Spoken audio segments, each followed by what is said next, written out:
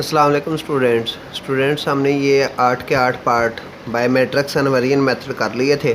आज हम सीखेंगे बाय क्रैमर मेथड। बेटा पेपर में किसी एक मेथड से मेंशन होता है कि क्रैमर रूल से करें या मैट्रिक्स एंड वेरिएंट मेथड से, तो यही 8 क्वेश्चन अब हमने करने हैं क्रैमर रूल से।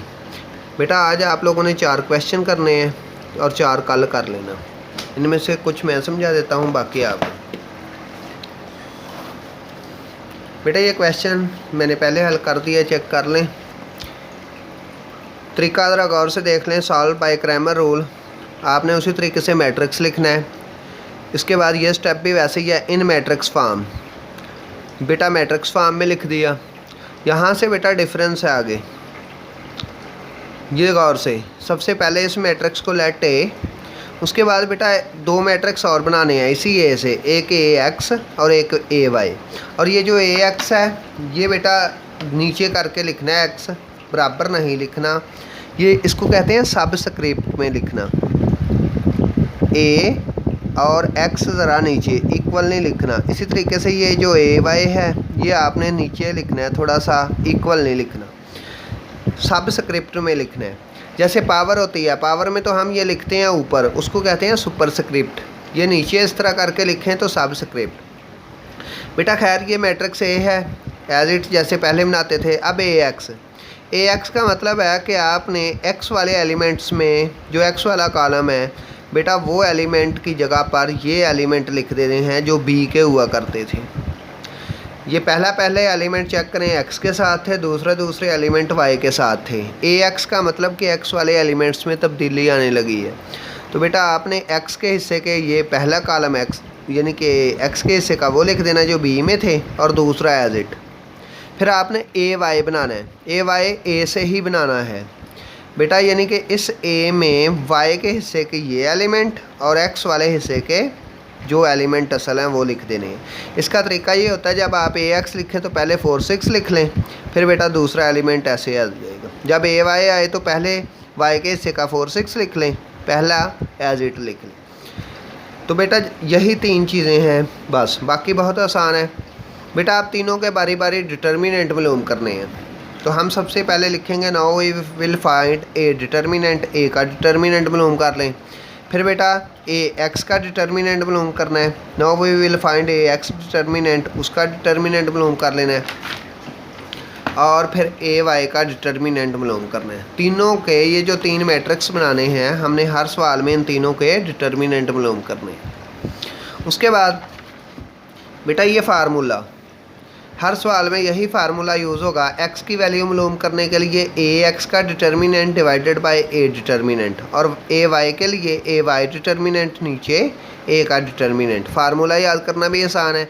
जब एक्स की वैल्यू मालूम करनी है तो ए एक्स का डिटर्मिनेंट, जब ए वाई की करनी है तो ए वाई का डिटर्मिनेंट। दोनों की दफ़ा नीचे ए का ही डिटर्मिनेंट रहेगा। अब बेटा इनकी जो वैल्यूज़ आई हैं इनको डिवाइड कर देना है। ए एक्स की डिटर्मिनेंट है 20 डिवाइडेड बाय ए का डिटर्मिनेंट था 10। इनको जब आप कट करें 10 1s are 10 और 10 2s are 20, और 0/10 0 ही होता है। तो बेटा ये आंसर 0, एक्स का आंसर 2, वाई का आंसर 0, तो ये सोल्यूशन सेट आ गया 2 0।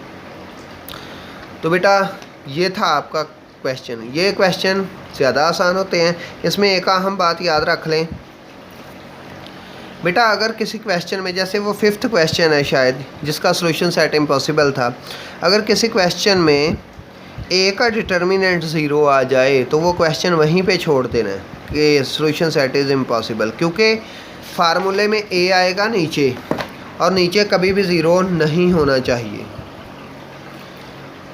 तो बेटा नीचे कभी भी 0 नहीं होना चाहिए। इसलिए अगर किसी क्वेश्चन में ए का डिटर्मिनेंट 0 आ जाए तो वो क्वेश्चन ख़त्म। हाँ, ए वाई या ए एक्स का डिटर्मिनेंट 0 आ सकता है, फिर कंटिन्यू रखना है, क्योंकि ए एक्स भी ऊपर आएगा, ए वाई भी ऊपर आएगा। ऊपर 0 आ सकता है, नीचे वाला नहीं 0 है।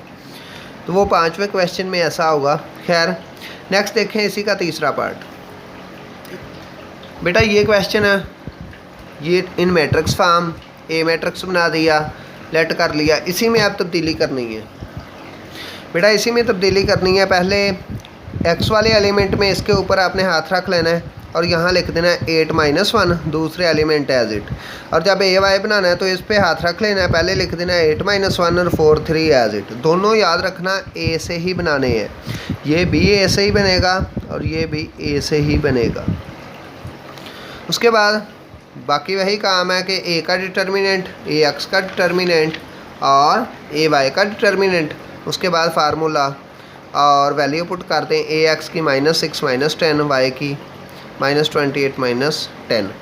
बेटा आंसर वही आएंगे जो पहले आते थे, क्योंकि मेथड चेंज करने से आंसर चेंज नहीं हुआ करता।